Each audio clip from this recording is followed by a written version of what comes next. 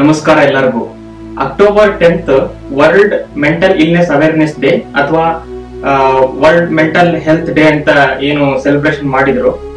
ಈ ವಿಡಿಯೋದಲ್ಲಿ ನಾನು ಏನ್ ಹೇಳಕ್ಕೆ ಟ್ರೈ ಮಾಡ್ತೀನಿ ಈ ವಿಡಿಯೋ ಸ್ಟಾರ್ಟ್ ಮಾಡೋಕ್ಕಿಂತ ಮುಂಚೆ ಅಂತಂದ್ರೆ, ಈ ಮೆಂಟಲ್ ಇಲ್ನೆಸ್ ಅನ್ನುವುದು ಅಥವಾ ಈ ಮನೋರೋಗಗಳು ಅನ್ನುವುದು ಮನಸ್ಸಿಗೆ ಸಂಬಂಧಪಟ್ಟ ಕಾಯಿಲೆಗಳು ಏನೇ ಇದ್ರು ಕೂಡ, ಅದರಿಂದ ಯಾರೇ ಬಳಲುತ್ತಿದ್ರು ಕೂಡ ಒಂದನ್ನ ಅರ್ಥ ಮಾಡ್ಕೋಬೇಕು, ಸಾಕಷ್ಟು ಹೆಲ್ಪ್ ಸೊಸೈಟಿಲಿ ಇದೆ.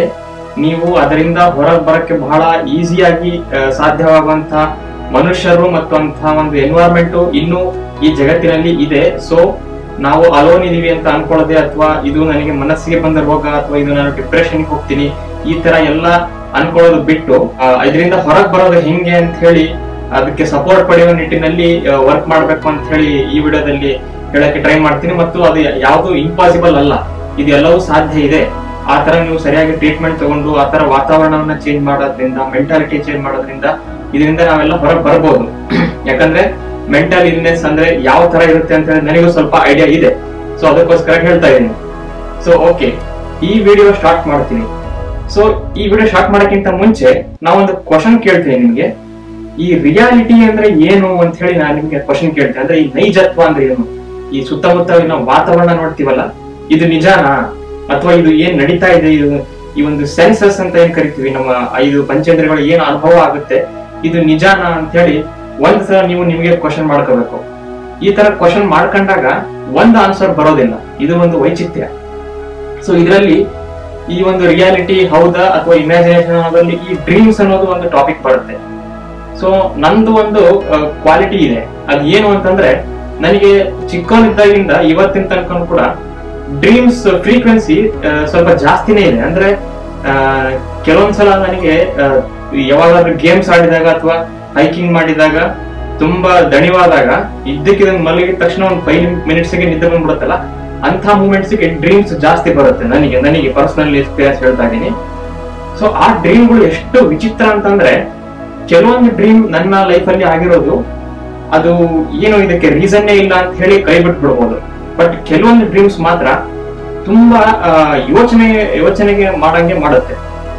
ಸೊ ಏನಾಗಿತ್ತು ನನ್ನ ಲೈಫ್ ಅಲ್ಲಿ 2 ಈ ತರ ಡ್ರೀಮ್ಸ್ ಗಳು ನಾನು ಇವತ್ತಿಗೂ ಯೋಚನೆ ಮಾಡಂಗೆ ಮಾಡ್ತಾ ಇದ್ದಾರೆ. ಸೊ ಅದು ಏನು ಅಂತ ಹೇಳ್ತೀನಿ, ಆಮೇಲೆ ಸೈಂಟಿಫಿಕ್ ಬ್ರೇಕ್ ಡೌನ್ ಕೂಡ ಮಾಡ್ತೀನಿ. ಸುಮಾರು 1998 ಇರಬಹುದು, ನನಗೆ ಒಂದು 2 ವರ್ಷ ಇತ್ತು ಅವಾಗ ನಾನು ನನ್ನ ಅಪ್ಪನ ಜೊತೆ ಈ ದೀಪಾವಳಿ ಬಂದಾಗ ನಾ ಇರ್ತಕ್ಕಂತ ಊರಲ್ಲಿ ಒಂದು ಗ್ರೌಂಡ್ ಇತ್ತು, ಒಂದು ಕಾಲೇಜ್ ಗ್ರೌಂಡ್ ಇತ್ತು. ಅಲ್ಲಿ ಪಬ್ಲಿಕ್ ಪಟಾಕಿ ಶೋ ಇರುತ್ತಲ್ಲ, ಆ ತರ ದೀಪಾವಳಿ ಬಂದಾಗ ಒಂದು ಅರೇಂಜ್ ಮಾಡಿದ್ರು. ಸೊ ನಾನು ಚಿಕ್ಕವನಿದ್ದೆ ಅಂತ ಹೇಳಿ ಅಪ್ಪನ ಜೊತೆ ಹೋಗಿದ್ದೆ. ಆ ಗ್ರೌಂಡ್ ಅಲ್ಲಿ ನಿಂತುಕೊಂಡಾಗ ವಿಧ ವಿಧವಾದ ಪಟಾಕಿಗಳೆಲ್ಲ ಹಾರಿಸ್ತಾ ಇದ್ರು. ರಾಕೆಟ್ ತರ ಮೇಲೆ ಹೋಗಿ ಚಿತ್ತಾರ ಎಲ್ಲ ಆಗುತ್ತಲ್ಲ, ಆ ತರ ರಾಕೆಟ್ ಗಳನ್ನೆಲ್ಲ ಹಾರಿಸ್ತಾ ಇದ್ರು. ನನಗದು ಫಸ್ಟ್ ಟೈಮ್ ನೋಡ್ತಾ ಇರೋದು ಆ ತರ ಎಲ್ಲ. ಯಾಕಂದ್ರೆ ನಾ 2 ಇಯರ್ಸ್ ಬೇಬಿ ಇದ್ದೆ.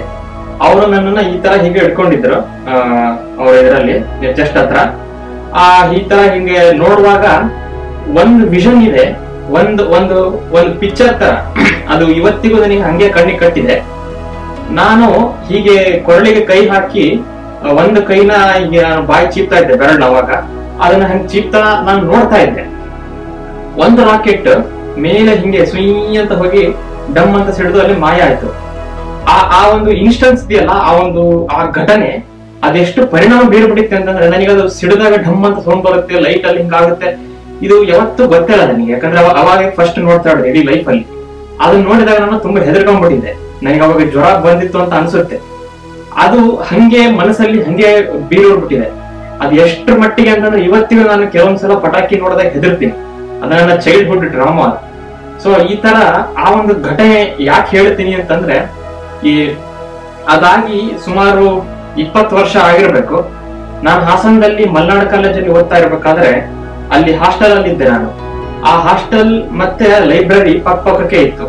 ಅಲ್ಲಿ 2 ಗ್ರೌಂಡ್ಗಳು ಸಪರೇಟ್ ಮಾಡಿತ್ತು, ಹಾಸ್ಟೆಲ್ ಮತ್ತೆ ಲೈಬ್ರರಿ. ಆ ಗ್ರೌಂಡಿನ ಎಡ್ಜ್ ಹತ್ರ ಒಂದು ಎತ್ತರದ ಮರಗಳಿತ್ತು, ಒಂಥರ ಪೈನ್ ಟ್ರೀಸ್ ತರ ಇತ್ತು. ಅದು ಎಕ್ಸಾಕ್ಟ್ ಯಾವ ಮರ ಅಂತ ಗೊತ್ತಿಲ್ಲ.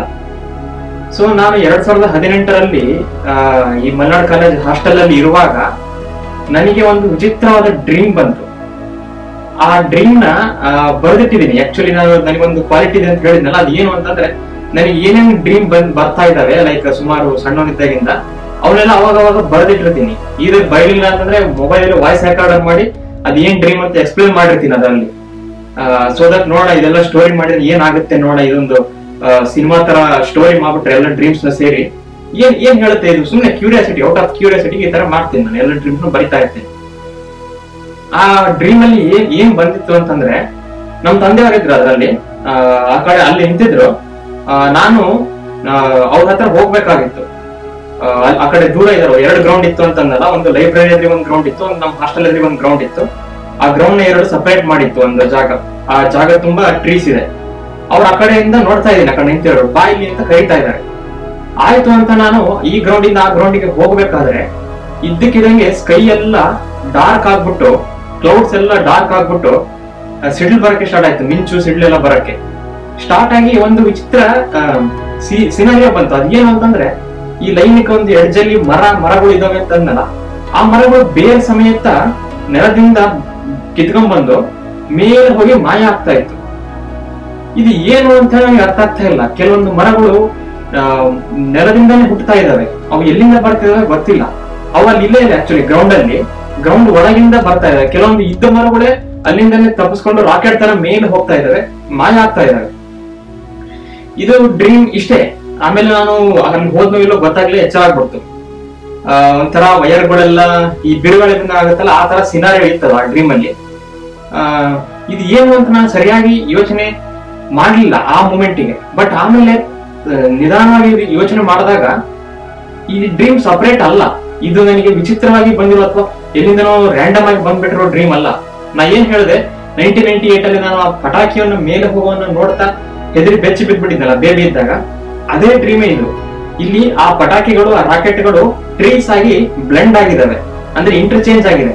ಅದೇ ಡ್ರೀಮ್ ಅಲ್ಲಿ ನಮ್ಮ ತಂದೆಯವರಿದ್ರು, ಅವರು ನನ್ನನ್ನ ಕರಿತಾ ಇದ್ರು. ಈ ರಿಯಾಲಿಟಿಲು ನಾನು 2 ವರ್ಷ ಇದ್ದಾಗ ಅವರೇ ಇದ್ದಾರೆ, ಅವರು ನನ್ನ ಹಿಡ್ಕೊಂಡಿದ್ರು. ಸೊ ಇಲ್ಲಿ ಬಂದಿರೋ ಪರ್ಸನ್ಗಳು ಅವರೇ. ಬಟ್ ಇಲ್ಲಿ ಆ ಟ್ರಾಮಾ ಅನ್ನೋದೇನಿದೆ, ಆ ಚೈಲ್ಡ್ಹುಡ್ ಮೆಮೊರಿ ಅನ್ನೋದೇನಿದೆ, ಆ ಒಂದು ಹೆದರಿಕೆ ಅಥವಾ ಒಂದು ಸಬ್ ಕಾನ್ಶಿಯಸ್ ಮೇಲೆ ಆದ ಆ ಒಂದು ಪರಿಣಾಮ, ಅದು ಹಂಗೆ ಕ್ಯಾರಿ ಆಗ್ತಾ ಬಂದಿದೆ. ಸೊ ಇದು ಒಂದು ಇನ್ಸ್ಟೆನ್ಸ್. ಇನ್ನೊಂದು ಇನ್ಸ್ಟೆನ್ಸ್ ಅಲ್ಲಿ ಏನಾಗಿತ್ತು ಅಂತಂದ್ರೆ, ಇದು ತುಂಬಾ ವಿಚಿತ್ರ. ಸುಮಾರು 3 ವರ್ಷದ ಕೆಳಗೆ ಇರ್ಬೇಕು. ನಾನು ಹಂಪಿಗೆ ತುಂಬಾ ಸರಿ ಹೋಗಿದ್ದೆ. ಅಲ್ಲಿರೋ ಕಲ್ಲಿನ ಗುಡಿಗಳು ಮತ್ತು ಎಲ್ಲವನ್ನು ನೋಡ್ತಾ ಹಂಪಿನ ತುಂಬಾ ಸರಿ ನೋಡಿದ್ದೀನಿ ನಾನು. ಆ ಕನಸಿನಲ್ಲಿ ನಾನು ಹಂಪಿಗೆ ಹೋಗಿದ್ದೆ. ಹಂಪಿ ತರ ನೋಡೋ ತರ ಜಾಗ ಅದು, ಮೋಸ್ಟ್ಲಿ ಹಂಪಿನೇ ಇರ್ಬೋದು. ಆ ಹಂಪಿಯಲ್ಲಿದ್ದೆ ನಾನು ಕನಸಿನಲ್ಲಿ. ನನ್ನ ಕನಸಿನಲ್ಲಿ ಇನ್ನೊಬ್ಬ ವ್ಯಕ್ತಿ ಇದ್ರು. ಆ ಹಂಪಿಯಲ್ಲಿ ನೋಡ್ಬೇಕಾದ್ರೆ ಒಬ್ಬ ಎತ್ತರದ ಮುದುಕ, ಪ್ಯಾಂಟ್ ಶರ್ಟ್ ಎಲ್ಲ ಹಾಕೊಂಡಿದ್ರು, ಸ್ಪೆಕ್ಟ್ ಹಾಕೊಂಡಿದ್ರು. ಅವರ ಓವಲ್ ಶೇಪ್ ಅಲ್ಲಿ ಅವ್ರ ಮುಖ ಇತ್ತು. ಸ್ವಲ್ಪ ನೀರಿಗೆಗಳೆಲ್ಲ ಇತ್ತು, ಯಾಕಂದ್ರೆ ವಯಸ್ಸಾಗಿತ್ತು ಅವ್ರಿಗೆ. ಕೆಲವೊಂದು ಹುಡುಗರನ್ನ ಕರ್ಕೊಂಡ್ಬಿಟ್ಟು ಅವರು ಈ ಕಲ್ಲಿನ ಹತ್ರ ಕೆತ್ತನೆಗಳಿದಾವಲ್ಲ, ಅದ್ ಎಕ್ಸ್ಪ್ಲೇನ್ ಮಾಡ್ತಾ ಇದ್ರು ಇದು ಏನು ಅಂತ ಹೇಳಿ ಆ ಹುಡುಗರಿಗೆ. ನಾನು ಯಾರು ಅಂತ ಹೇಳಿ ಸುಮ್ನೆ ನಾನು ಹತ್ರ ಹೋದೆ. ಆ ಗುಂಪಿತ್ತಲ್ಲಿ ಹುಡುಗರು, ಅವ್ರೇನು ಎಕ್ಸ್ಪ್ಲೇನ್ ಮಾಡ್ತಾ ಇದ್ರು ಅನ್ಸುತ್ತೆ, ಗೈಡ್ ತರ. ನಾನು ಹತ್ರ ಹೋದಾಗ ಅವರು ನನ್ನ ನೋಡಿದ್ರು, ಏನು ಮಾತಾಡ್ಲಿಲ್ಲ. ಅವರು ಬಂದ್ಬಿಟ್ಟು ನನಗೆ ಅವರ ಒಂದು ಕುತ್ತಿಗೆಯನ್ನ ತೋರಿಸಿದ್ರು. ಬಹಳ ಎತ್ತರ ಇದ್ರು ಅವರು. ಆ ಕುತ್ತಿಗೆಯಲ್ಲಿ ಒಂದು ಟ್ಯಾಟೋ ಇತ್ತು ಈ ತರ. ಆ ಟ್ಯಾಟೋ ಅಲ್ಲಿ ಏನ್ ಬರ್ದಿತ್ತು ಅಂದ್ರೆ ಮಾಯಾರ ಅಂತ ಬರ್ದಿತ್ತು.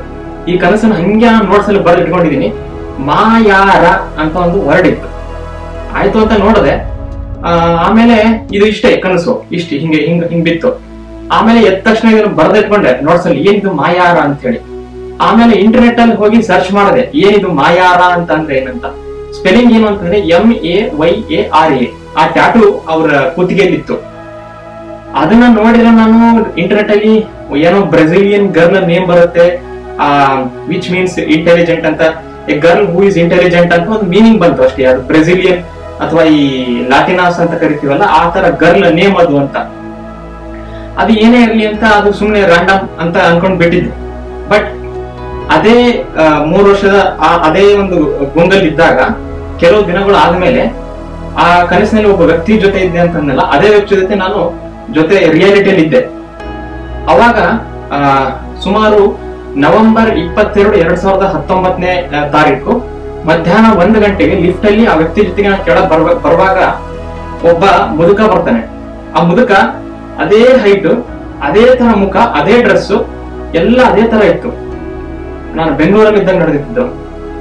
ಅವರು ಆ ಒಂದು ಸೀನ್ ಏನಿದೆ, ಅವರು ಆ ಮುದುಕ ಇದ್ದಿದ್ದು ಮತ್ತೆ ಆ ವ್ಯಕ್ತಿ ಜೊತೆ ಇದ್ದಿದ್ದು, ಇದು ಕನಸಲ್ಲೂ ಕೂಡ ಹಂಗೆ ಬಂದಿತ್ತು. ಸೊ ಇಲ್ಲಿ ಎರಡು ಕನಸುಗಳು ಈ ತರ ನನಗೆ ರಿಯಾಲಿಟಿ ಮತ್ತೆ ಡ್ರೀಮ್ಸ್ ಎರಡು ಈಕ್ವಲ್ ಅನ್ನೋ ತರ ಬೀಳ್ತಾ ಇದ್ದಾರೆ. ಇಲ್ಲಿ ಎರಡು ತರ ಇಂಟರ್ಪ್ರಿಟೇಷನ್ ಮಾಡಬಹುದು.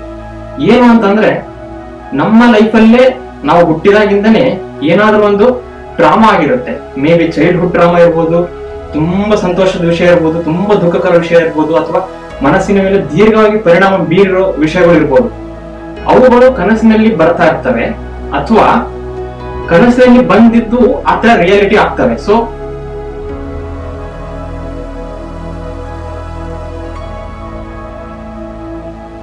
ಈ ಮೆಂಟಲಿಗೆ ಸಂಬಂಧಪಟ್ಟ ದೃಷ್ಟಾಂತಗಳಾಗಿರ್ಲಿ, ಅಥವಾ ಮೆಂಟಲಿಗೆ ಸಂಬಂಧಪಟ್ಟ ಕಾಯಿಲೆಗಳಾಗಿರ್ಲಿ, ಅಥವಾ ಈ ಮೆಂಟಲಿಗೆ ಸಂಬಂಧಪಟ್ಟ ಈ ಡ್ರೀಮ್ಸ್ ಗಳಾಗಿರ್ಲಿ, ಇವೆಲ್ಲ ನಮ್ಮ ಲೈಫಲ್ಲೇ ಬರ್ತಾ ಹೋಗುತ್ತೆ ಅನ್ನೋದು ಒಂದು ಪ್ರಸ್ತುತ ಆಗುತ್ತೆ ಈ ತರ ಒಂದು ಇನ್ಸ್ಟೆನ್ಸ್ ನಡೆದಾಗ.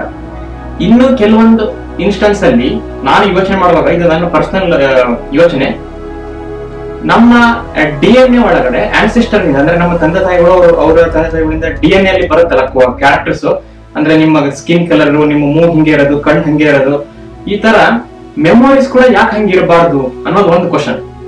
ಅಂದ್ರೆ ಈ RNA ಫಿಸಿಕಲ್ ಮೆಮೊರಿನ ಟ್ರಾನ್ಸ್ಫರ್ ಮಾಡುತ್ತೆ ಅನ್ನೋ ಒಂದು ಸಿದ್ಧಾಂತ ಇದೆ. ಇದೇ ತರ ಆ ಮೆಮೊರಿ ಯಾಕೆ ಟ್ರಾನ್ಸ್ಫರ್ ಆಗಿರಬಾರ್ದು? ಈ ಜನ್ಮದಲ್ಲಿ ಅಥವಾ ಈ ಒಂದು ಲೈಫ್ ಅಲ್ಲಿ ಬರ್ತಕ್ಕಂಥ ಡ್ರೀಮ್ಸ್ ಗಳಾಗ್ಲಿ, ಅಥವಾ ಈ ಮೆಂಟಲ್ ವಿಷಯಗಳಾಗ್ಲಿ, ಹಿಂದಿನ ಆನ್ಸಿಸ್ಟರ್ಗಳ ಅವರು ಕಳೆದಿರ್ತಕ್ಕಂಥ ಎಕ್ಸ್ಪೀರಿಯನ್ಸ್ಗಳು ಹೌದಾ ಅನ್ನೋದೊಂದು ಕ್ವಶನ್ ಬರುತ್ತೆ. ಸೊ ಇಲ್ಲಿ ಇನ್ನೊಂದು ಕ್ವಶನ್ ಬರುತ್ತೆ, ಹಾಗಿದ್ರೆ ಇದನ್ನ ಮಾಡಕ್ ಸಾಧ್ಯನಾ? ನಮ್ಮ ಮೆಮೊರಿನ ನಮ್ಮ ಆಫ್ ಸ್ಪ್ರಿಂಗ್ ಅಂದ್ರೆ ನೆಕ್ಸ್ಟ್ ಜನರೇಷನ್ ಗೆ ಟ್ರಾನ್ಸ್ಫರ್ ಮಾಡಕ್ ಸಾಧ್ಯನಾ?